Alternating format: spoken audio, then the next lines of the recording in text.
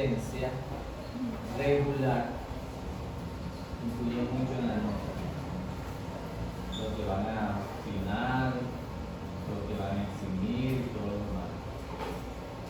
Además de la evaluación. Hoy vamos a ver patología de la glándula mamaria. Nos faltan 4 temas, ¿verdad? Para culminar la materia. Tenemos una prueba pendiente. ¿Tienen examen ustedes pendiente?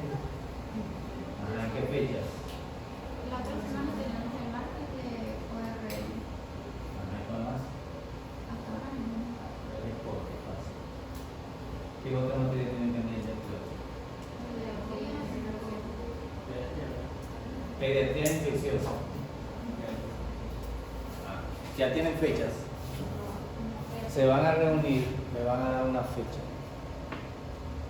Esto, si es la próxima semana, mejor. Que no sea muy alejado para culminar con este periodo y ponerme al día con las notas. Aunque son 4 temas, son 4 temas largos, creo que cada tema tiene 2 días de clase. O entonces sí, y entonces no quiero tampoco dar entrada.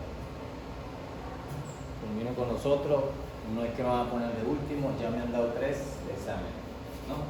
Infecciosa, pediatría y ORL. ¿Tienen fechas? Entonces no tienen fecha las otras. Ubíquenme entonces una fecha para la prueba. Si los otros no han fijado fecha, no deben pasar mucho tiempo. ¿Este tema no va para el examen? No, este tema va para la siguiente prueba.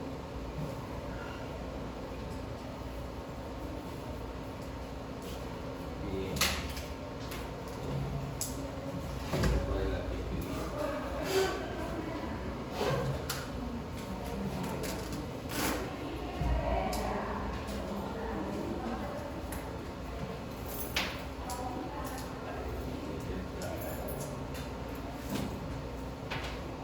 Bueno, casi no se ve.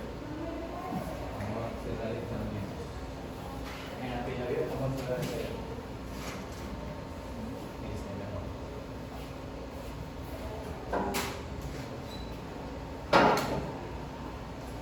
Bueno, patología de la glándula mamaria, tema número 17. Vamos a ver sobre los aspectos generales, aspectos macroscópicos, igual que en las clases anteriores.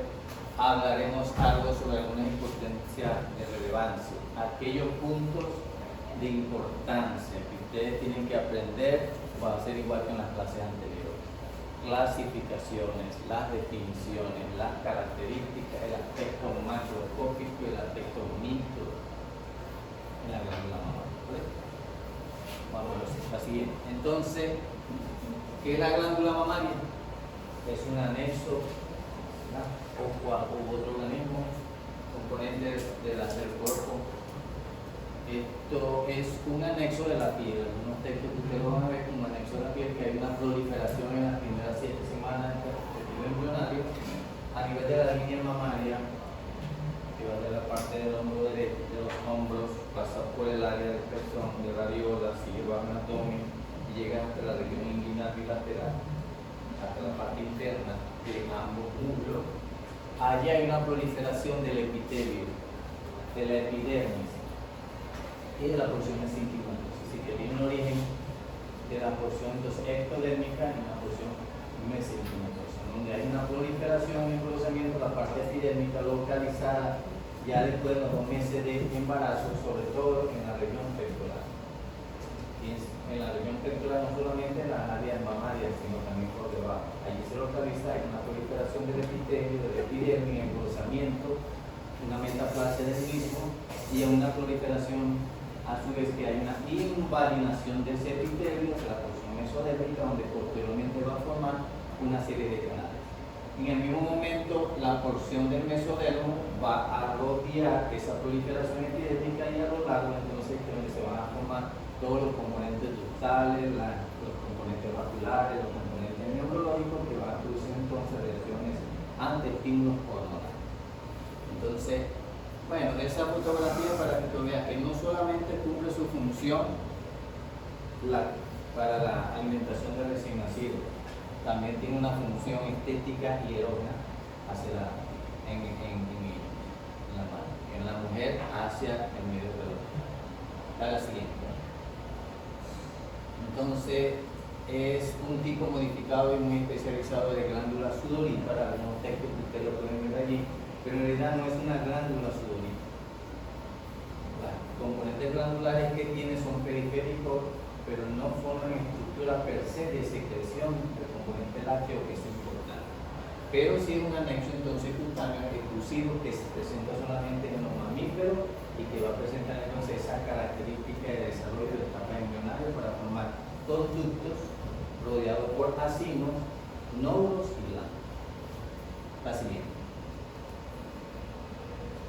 Entonces, en algunos textos usted puede encontrar que puede derivarse de las glándulas sudoríparas, pero no tiene explicación per se.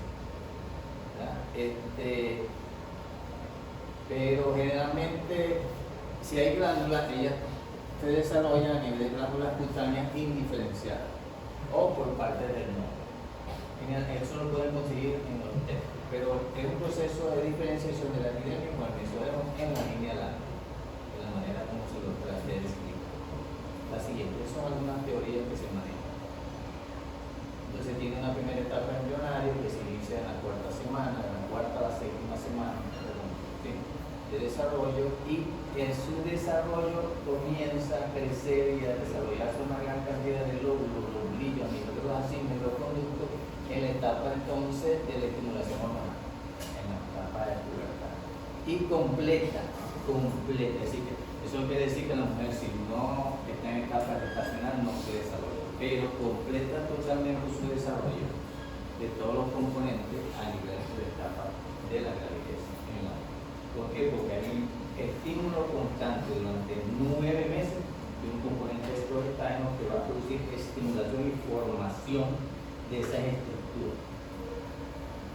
El estrógeno forma un componente estructural, sobre todo mesenquimatoso, pero la progesterona va a producir un estímulo a nivel de los conductos y de las glándulas, y es la responsable en estos casos de la situación.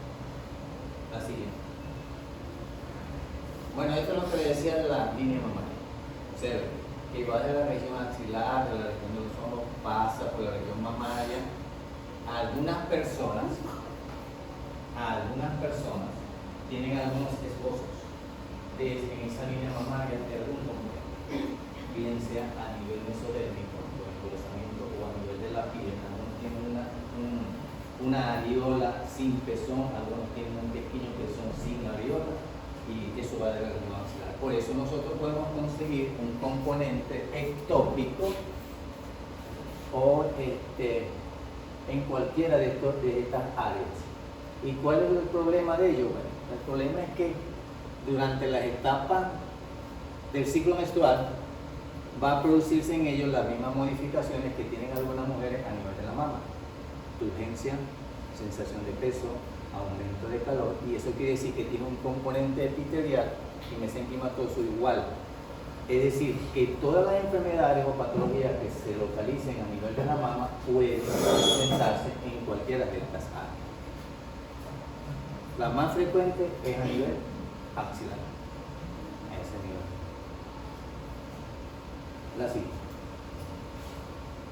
Bueno, esta es la explicación más o menos del desarrollo embrionario. Fíjense que empieza con engrosamiento, como un nódulo epidérmico ligado del ectodermo, y a su vez por debajo de la porción mesodérmica también se empieza a agrupar. Dan componentes de fibroblastos, otros componentes para producir componentes neurales y pigmentarios. Entonces se van proliferación, va invaginándose a nivel del mesodérmico para que al final se formen una serie de conductos rodeados por una porción de epitelio estratificado, cúbico, simple, ya no estratificado, que va a formar los conductos. Y eso a su vez se rodea de un componente mesodérmico vascularizado con tejido graso, etcétera, etcétera.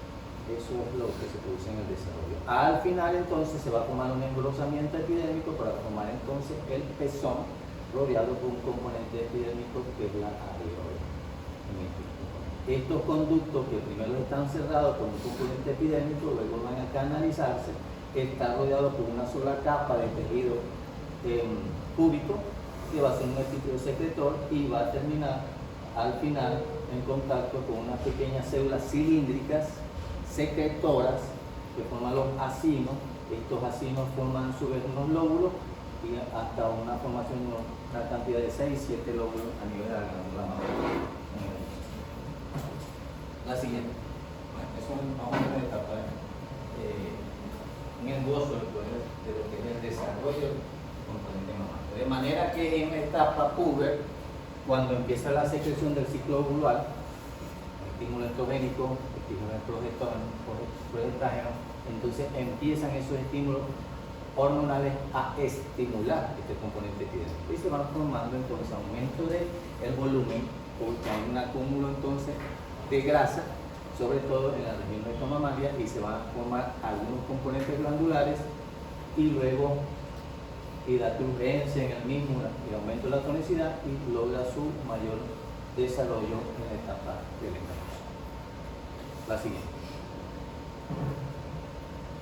Bueno, esto es para ilustrarles que esos efectos que sienten algunas mujeres durante la etapa del periodo ovulatorio también tiene que ver mucho con la secreción del nivel de estrógeno y progesterona, que va a producir entonces aumento de la turgencia, aumento de la recanalización, etc. Y ahí, a su vez, a nivel de los conductos, hay unas células mioepiteliales que responden a la producción de la oxitocina y pueden producir en algunos componentes, sobre todo en la mujer embarazada, contracción para la secreción. Responden entonces un estímulo de la neuroglucosa. La siguiente. Función. La función de la glándula mamaria, además de estética, que ya lo mencioné, erógena, que como usted verá, es garantizar entonces la alimentación en el recién nacido.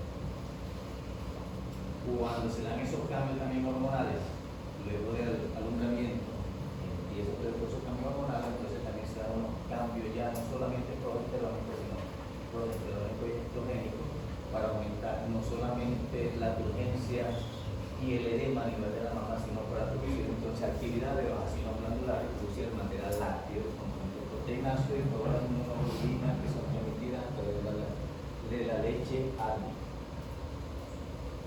La fotografía quiere decir que también el hombre, aunque no es que va a producir secreción para alimentar a los niños, también se puede dar esos cambios cuando hay ciertas alteraciones que no es normal en el hombre que produzcan esta hormona.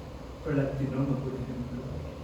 Entonces pueden haber aumento de volumen, aumento del material mesenquimatoso, retromamario, aumento de las nuevas glándulas, o que los hombres también tienen aumento de reposo, pero atrofiado. Pero no tenemos el estímulo hormonal. En ese caso. Pero este lado. La siguiente. Bueno, anatómicamente entonces dijimos que estaba constituido por un componente tubular, que ahí vimos cómo estaba revestido, rodeado de un componente graso, un tejido conectivo, ¿verdad? Una serie de lóbulos periféricos en ellos y tejido graso. Cuando yo no conocía, yo pensaba que, cuando vi anatomía, cuando vi anatomía patológica inclusive, que al hacer una autopsia yo veía como una bolsa llena de glándulas. No, solo que se ve grasa. Lo que se ve grasa, lo que pudieron, no sé si alguno vio una autopsia de una mujer, bueno, se ve que era pura grasa. Y entre la grasa, que no se ve macroscópicamente, entonces están una serie de glándulas que se confunden con ese tejido y tejido conectivo nervioso, inclusive muscular, vascularizado, con tejido nervioso, etcétera, que tiene la particularidad que tiene receptores sensoriales hormonales.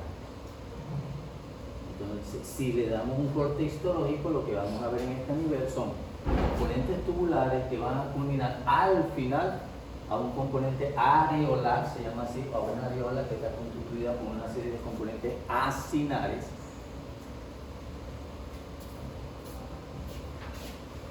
Túbulos, vacinos, lóbulos,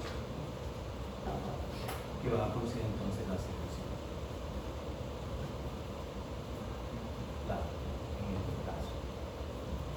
esa es más o menos la estructura. De manera que cuando uno da un corte histológico, ¿qué es lo que va a mirar? Bueno, uno tiene que ver, por supuesto, la piel, si lo trae, los conductos, su epitelio de revestimiento, si no hay un incremento en los estratos, en el número de estratos epiteliales de los conductos, un proceso hiperplásico, un proceso hipertrófico, un proceso anaplásico, un proceso neoplásico, a nivel de los conductos principales, a nivel de los conductos distales o a nivel de los componentes axilares.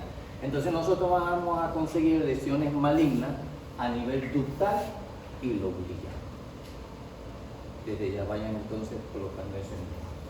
A nivel de los conductos, que se inicia a nivel de los conductos, por supuesto después crece y macroscópicamente no podemos definirlo bien dónde fue su inicio, pero histológicamente cuando nosotros veamos desde el punto de vista histológico el componente celular, nosotros vamos a decir, bueno, es una lesión de inicio ductal, carcinoma ductal o a nivel axilar. Eso tiene sus características que veremos a nivel del desarrollo del tema. Pregunta. La siguiente. Bien. Entonces, esta es una imagen histológica de un corte de la glándula. Componente mesenquimático, fibrocolágeno, tejido muscular liso. Aquí no se ve algunos componentes grasos, ¿verdad? Un poco más denso. En la fase estrogénica se pone mucho más denso y más erematoso. Entonces la mama se pone mucho más firme en la fase estrogénica. Y la fase progesterónica lo que va a aumentar es a preparar a la glándula para que se pongan secretoras. Por eso debe haber ese componente cíclico. Entonces aquí vemos los componentes glandulares. Esto es un lobulillo, esto es un lobulillo, bueno, esto es un lobulillo. Este es un lobulillo, estos son los conductos que van por supuesto distalmente a terminar a nivel en el lobulillo, donde hay unos componentes mucho más pequeños llamados acinos glandulares, que es donde se va a producir el componente lácteo. De los acinos va a los componentes distales de los conductos y llega a los conductos en dirección hacia la areola y el pezón. Conducto galactóforo, cada uno de esos componentes. Entonces, ¿qué es lo que van ustedes a aprender? Bueno, primero, recordar la histología normal y saber que hay lesiones que crecen en la porción mesenquimatosa. Hay lesiones que crecen en la sección del lobulillo glandular y hay lesiones que crecen a nivel de los conductos. Nosotros vamos a dar por fuera la mesenquimatosa, pero nosotros en las clasificaciones que vamos a ver posteriormente van a haber lesiones entonces lobulillares, que son periféricos, que tienen sus características clínicas inclusive, y tubular. Ya no estoy enmarcando la siguiente. La anterior. Esto es una biopsia, un tejido histológico, una fotografía de un material histológico de una glándula no gestante. La siguiente. Y esta es una glándula, una biopsia, una fotografía de un componente histológico de una glándula gestante. Observen que si se quiere se ven las mismas características, un poco más de edema en el mismo, dilatación de los componentes acinares, que aquellos apenas se abrían, y todo esto está contenido en su luz de un componente lácteo y algunas células que se han desprendido. Todo eso pasa a los conductos para que sean succionados en el proceso. Desde ya les digo, el problema de esto es que a veces se condensa en el material lácteo y no solamente tiene componente proteico y lácteo, sino que también tiene células que se desprenden. Y si hay un componente inflamatorio periférico, produce una infección y una obstrucción en esos casos. Y produce signos de fibrosis con inflamación. Entonces es una característica, una imagen histológica de una mama estática. Y hay que diferenciar porque pueden mascarar un proceso neoplásico o un trastorno hormonal. También. Así es. Bueno, solamente para recordarles que los conductos todos en nuestro organismo está constituido por una capa de células cúbicas que va a permitir entonces a través de estos conductos pase cualquier tipo de contenido, en este caso el material lácteo. tejido mesenquimatoso, componente muscular, liso, vascular, membrana basal, etcétera, etcétera. Ustedes lo conocen muy bien. Está siguiendo. Bien, entonces nosotros podemos ver entonces varias estructuras que se van a ir repitiendo a nivel que desarrollemos el tema. Conducto, esto es un conducto también, conducto galactófaro, su luz, el componente epitelial, el componente mesenquimatoso que es periférico, a veces podemos conseguir células inflamatorias, sobre todo de protección, ¿verdad? Es su componente no gestante y su componente así. Bueno, esto se lo traigo yo en referencia porque en cirugía le van a hacer hincapié de este componente ganglionar y le van a preguntar de dónde vamos a tomar el ganglio satélite cuando hay una sospecha de una neoplasia. Entonces, desde el punto de vista anatómico, ustedes tienen que recordar que el componente ganglionar que rodea la mama, sobre todo, se ve con mayor intensidad los ganglios a nivel paraesternal de ambos lados y a nivel de la región axilar de la mama. Por eso es que cuando van a tomar un ganglio, buscan a nivel axilar. Y generalmente el primer nódulo ganglionar que se consigue en los procesos infecciosos y metastásicos es a nivel de los ganglios periféricos y se busca a nivel de la palpación del cuadrante superior externo de la mama hacia la región axilar. Es tanto así que cuando hacen una mastectomía radical, se llevan parte de lo que llaman ellos la cola de la mama, que es la región, sacan la grasa de la región axilar de la mama, y uno cuando le da los cortes, uno separa la porción de la grasa y la porción de la mama.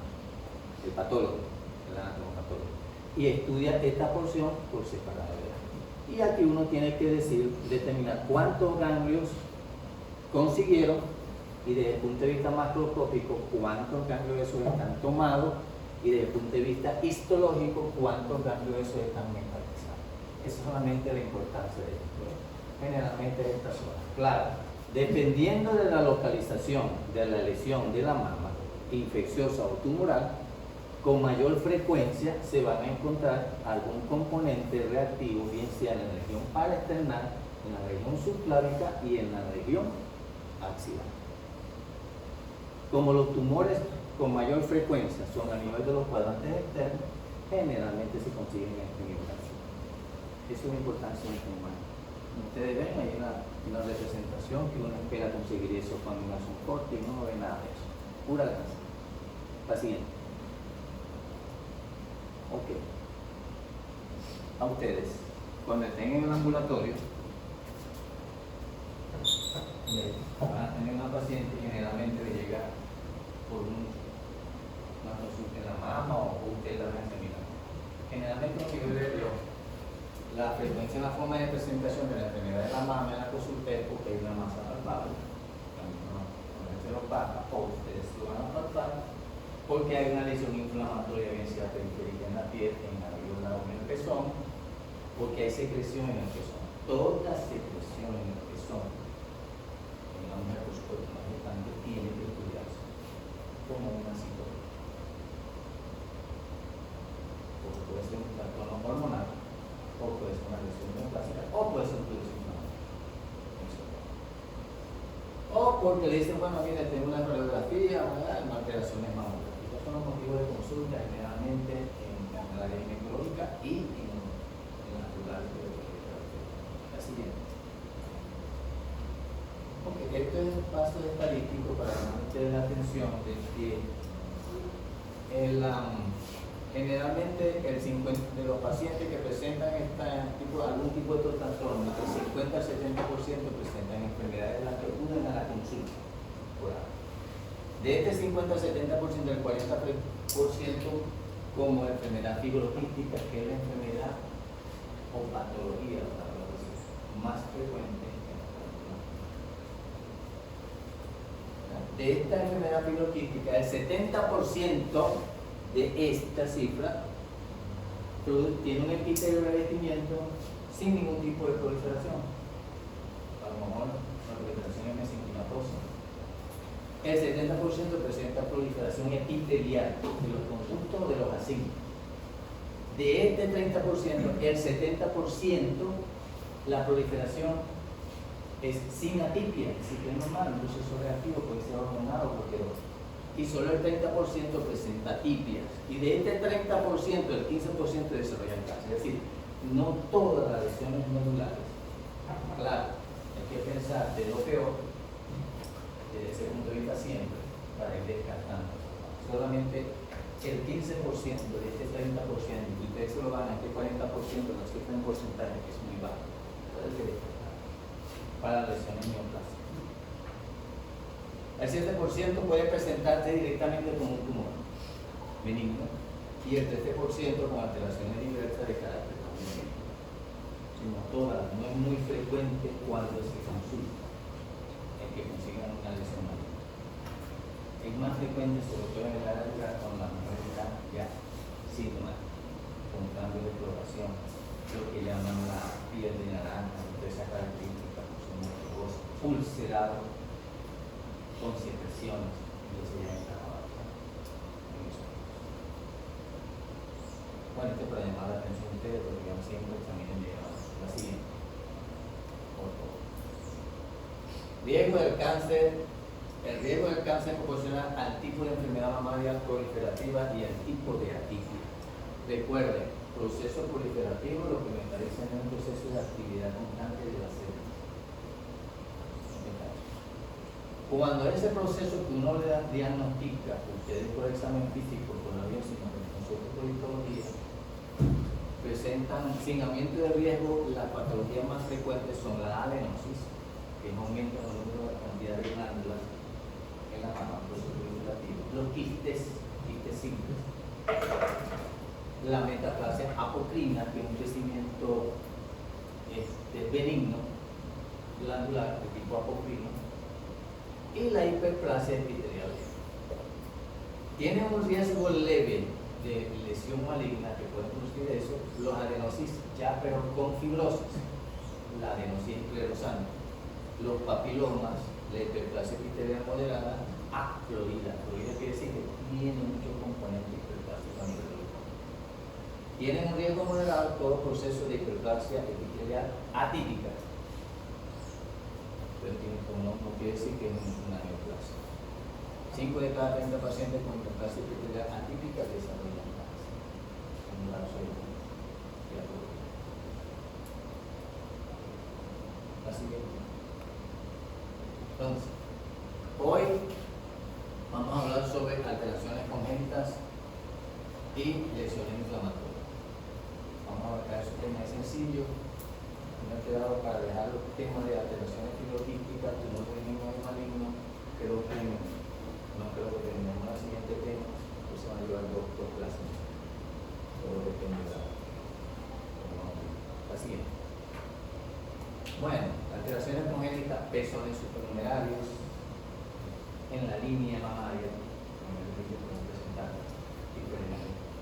pezones, mamas supernumerarias en la línea mamaria, varios nódulos mamarios de lo mismo, tejido mamario accesorio que está ya por fuera, un poco por fuera de esa línea mamaria, ausencia de mama, materia, ausencia de pezón, pero amastia y ausencia de pezón acervia, o ginecomastia. Son alteraciones congénitas que las personas pueden hacer con esos niños.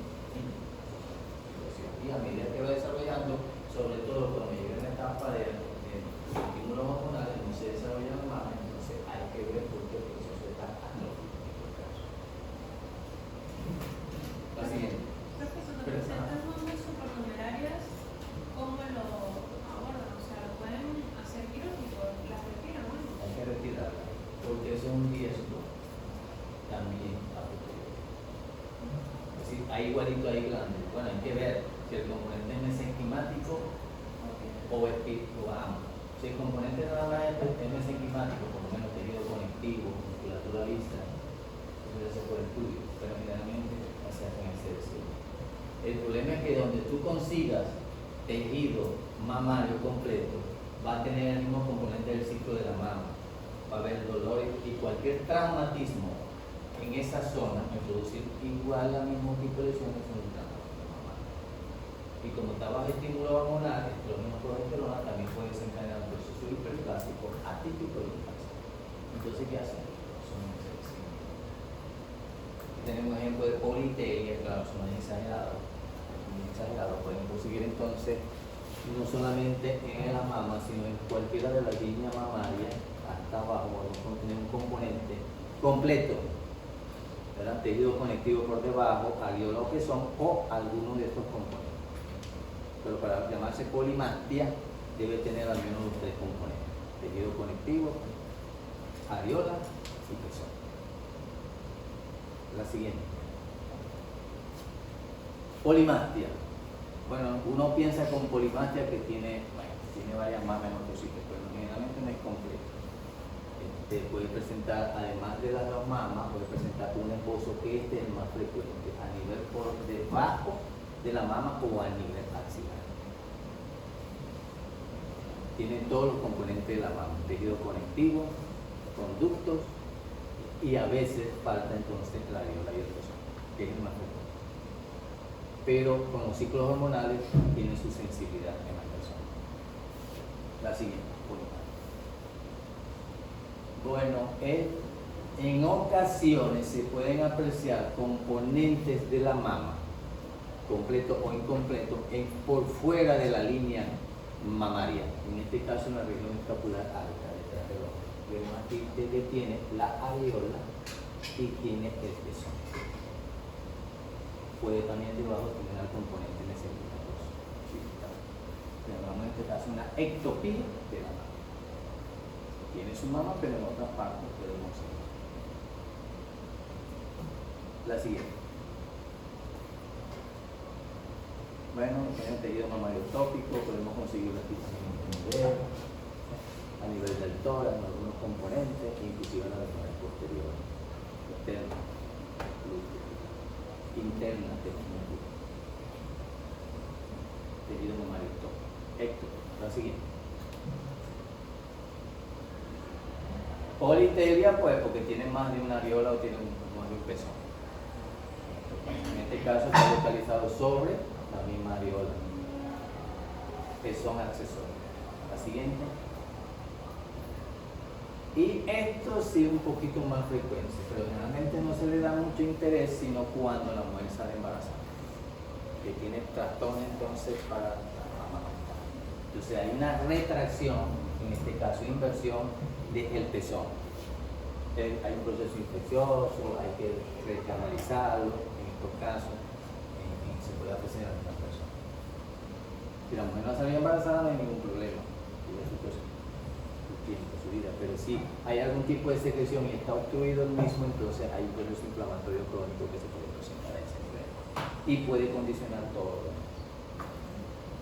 La siguiente. Y la mastia. Generalmente cuando hay ausencia total de todos los componentes de la mama, es un componente, se acompaña con otras malformaciones congénitas, ya sea ósea e inclusive cardíaca. Nivel de eso, ahí es importante estudiar ese tipo de paciente. Entonces, aquí del lado derecho de la mama, y aquí hay ausencia total de la mama. Hay que estudiar el punto de vista genético, el punto de vista biológico y todo lo que se pueda en este caso.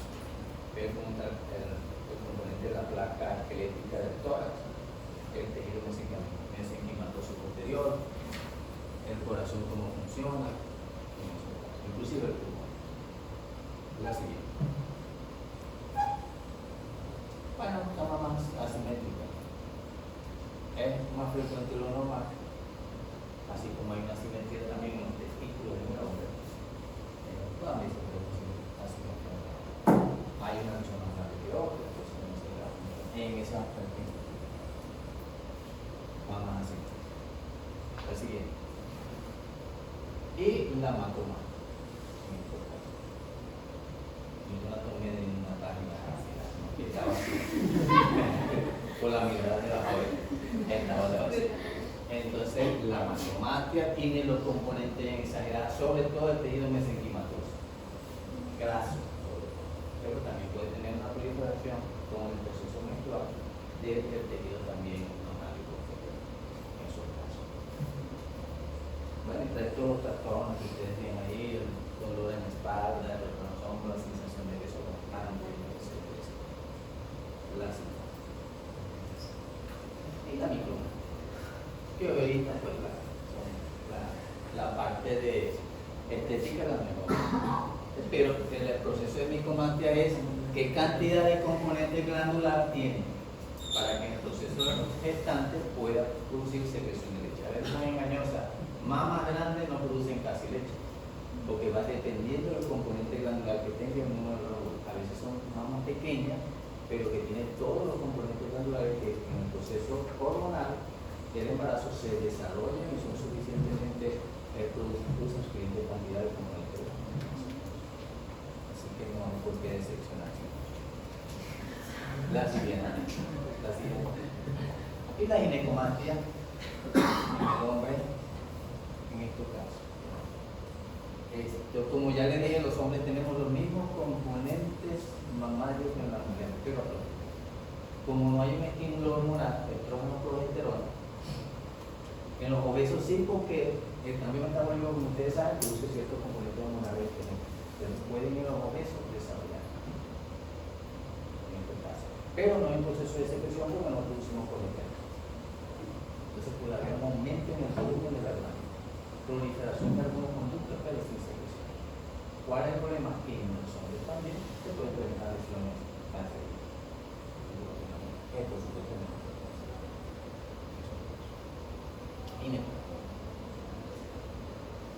La siguiente. Bien, pasemos a la clase de lesiones inflamatorias. Bueno, la inflamación puede ir desde la piel, el pezón, la areola, los conductos hasta el tejido conectivo, localizado o puede ser de un aspecto general que vaya del contenido general de una infección a otro componente del organismo hacia. Entonces tenemos el eczema del pezón, un proceso inflamatorio ahí, sobre todo que ocurre en la mujer embarazada, el galactosemia infectado. Cuando yo decía que el conducto que se veía dilatado, que tenía material proteáceo, que tenía componente lácteo y que tenía también componente celular que se desprende normalmente de las paredes de los vacinos glandulares, pueden en algún momento hacerse muy espesas si no se saca en la mujer embarazada, espesarse y puede ir dejando, pero cuando llega a la parte distal, cerca, próxima de la areola, el conducto galactóforo se dilata demasiado y se condensa y se obstruye. Y luego hay un proceso infeccioso agregado en estos casos. Entonces tenemos una estasia ductal, estasia que se acumula allí que se puede infectar. Produce entonces una mastitis periductal que está por fuera del conducto, en otros casos, una infección a nivel de la piel, del tejido conectivo, un traumatismo, el acceso mamario, la esteatonecrosis, esos procesos traumáticos a nivel de la mama produce un proceso isquémico inflamatorio a nivel del tejido graso. El tejido graso, como saben, es muy mal vascularizado y entonces deja de generarse necrosis. Entonces produce la necrosis de la grasa, esteatonecrosis. Y estas tres definiciones, hay muchas otras, dependiendo del componente inflamatorio histológico que se observa en procesos inflamatorios. Tenemos la mastitis plasmocitógena, que hay una proliferación de células plasmáticas, la mastopatía linfocítica, proliferación de linfocitos, y la mastitis granulomatosa, que es un proceso inflamatorio granulomatoso, ustedes ya saben, dependiendo del componente, o sea, un cuerpo extraño ahí alojado o un proceso infeccioso por los mismos componentes. Entonces, todo eso podemos presentar. Generalmente a usted se le va a presentar en la consulta, ¿verdad?, una mujer lactando y una inflamación del eczema del pezón. O aquella que no lacta, o que no quiere, tengo que sacarlo porque al niño no le gusta succionar, se le condensa el componente lácteo, entonces pusimos un galactosemia, o una ectasia ductal, o un proceso inflamatorio. Así. Bueno, esto es una imagen macroscópica, un proceso inflamatorio. No se ve muy bien, pero aquí está el pezón y por debajo del pezón está esta pequeña úlcera. En este caso, un proceso inflamatorio, hay una inflamación periférica, hay dolor en las madres cuando succionan cuando mueren los niños, ya, y cuando succiona duele mucho, se les inflama, a veces para no es tanto dolor, no ponen al niño a máximo, que lo sacan. Eso es en estos casos, un proceso que se llama eritema del pezón, o también se puede llamar una mastitis periductal, tratamiento local, siempre y cuando no haya obstrucción en materia blanca. Así bien.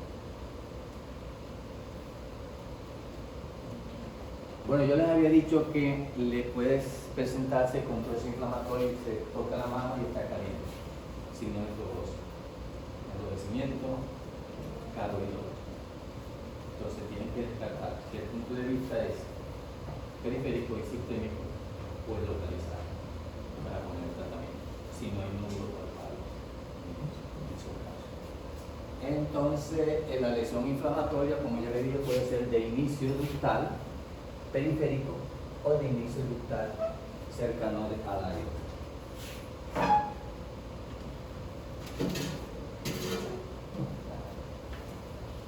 Ok, ¿qué vamos a ver desde el punto de vista histológico? Bueno, ya les adelanté algo. Desde el punto de vista histológico, ¿qué nos va a llamar la atención? Bueno, vámonos al tejido conectivo, mesenquimatoso, un gran infiltrado inflamatorio, podemos conseguir acá, ¿verdad? Con fibroblasto, edema, todos esos componentes inflamatorios, puede haber un proceso hiperplástico a nivel de los conductos y gran cantidad de secreción. Esta secreción puede ser tan condensada que puede inclusive en ocasiones calcificarse en el mismo y producir una inflamación granulomatosa secundaria. Vamos a tener células desprendidas con componentes lácteos en su interior, observen acá, el gran infiltrado inflamatorio periductal, este es un conducto, un proceso hiperplástico, un proceso inflamatorio que afecta a nivel del conducto y gran secreción de células K en nuestro caso. Eso es lo que nosotros vamos a ver en los procesos inflamatorios de los conductos, de todos ellos. Por supuesto, si hay secreción y se estudia, lo que vamos a conseguir es material inflamatorio.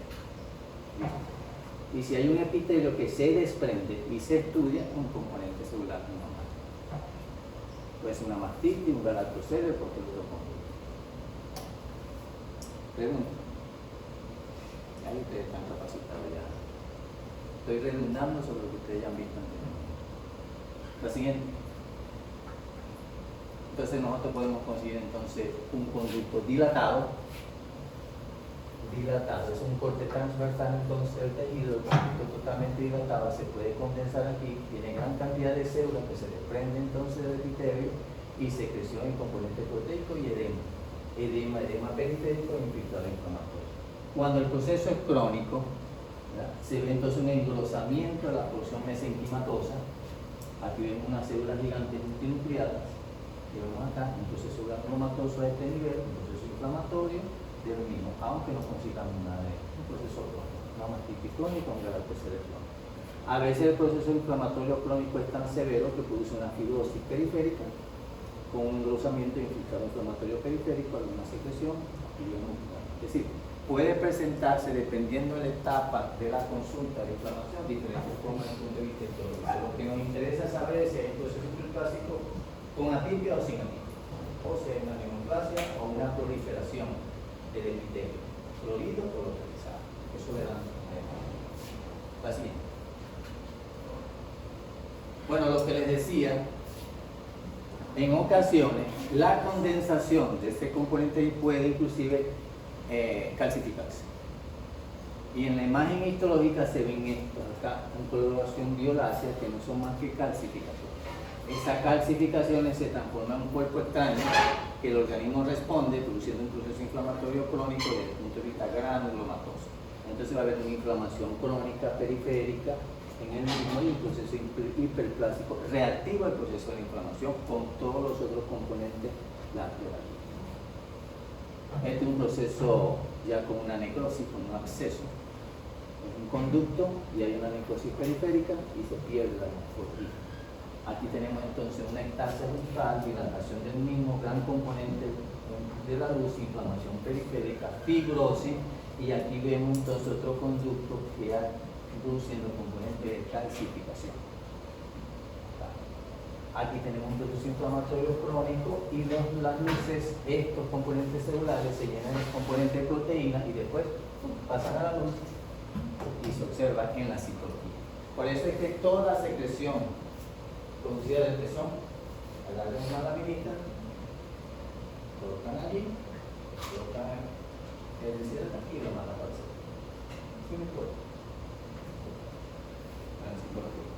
Acá lo que no lo va a llevar. Bueno, lo traen aquí al hospital, que todavía se nos puede. Pregunta. Vamos a la siguiente.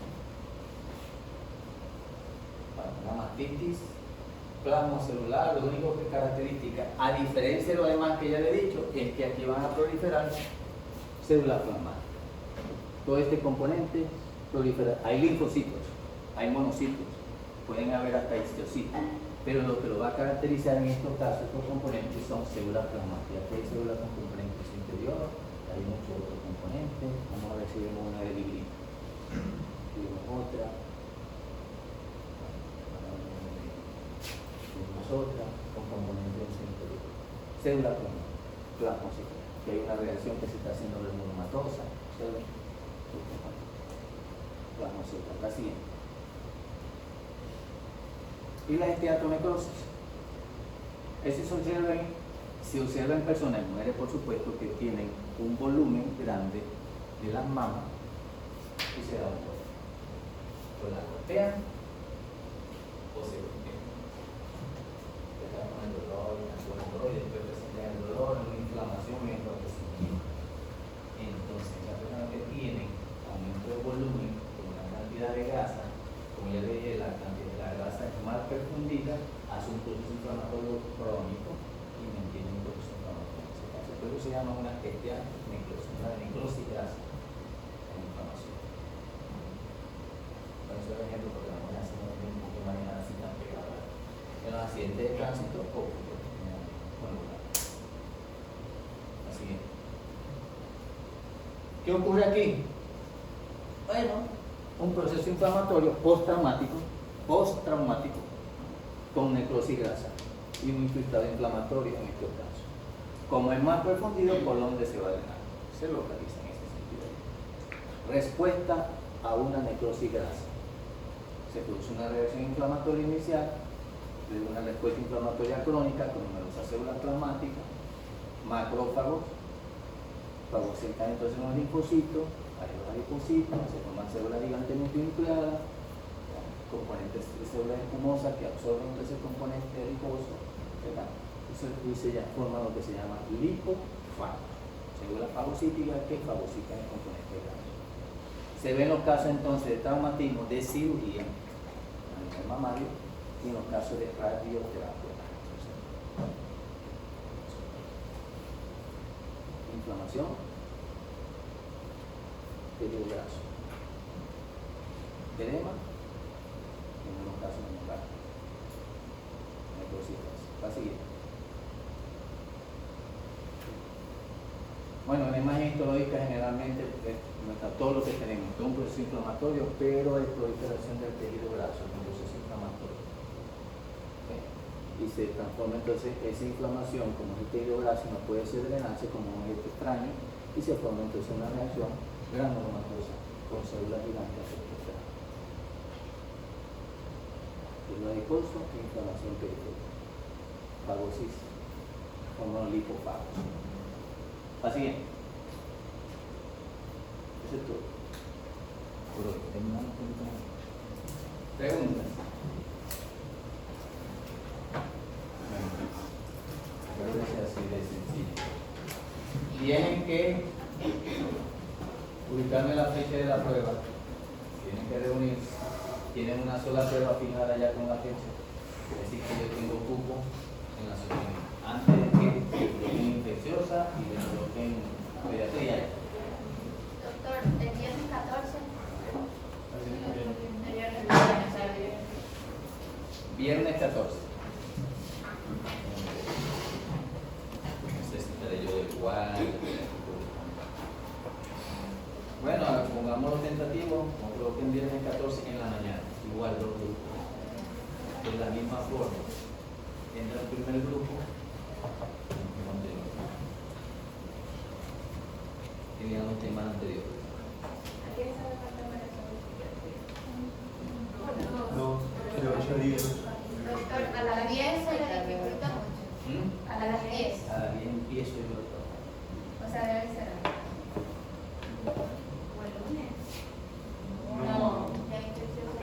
temprano porque a las 10 es donde yo tengo el trabajo y Nosotros vamos a ver cuándo. y son dos grupos. Vamos a salir aquí a las 11:30, 12 y voy a estar toda la Doctor, mañana. una pregunta. ¿Y si, por ejemplo, otro doctor le colaborara cuidándonos, podría ser a las 10? No, disculpen. Y cuando van a preguntar, y usted no lo preguntó, le van a responder. Doctor, y en la tarde, en todo caso, lo que pasa es que como ya tenemos el horario establecido de psiquiatría, Está comenzando la materia y es los viernes a las 8. ¿De qué? De psiquiatría. Bueno, puede ser en la tarde, no hay problema. Ah, bueno, perfecto. Depende de ubicarnos en esa fecha de nuevo. Y... No, porque igual yo sé que- Viernes 14 es la próxima semana. Sí. Estoy de guardia la semana. Bueno. Viernes 14. está en la agenda. Hasta ahora entonces será viernes 14.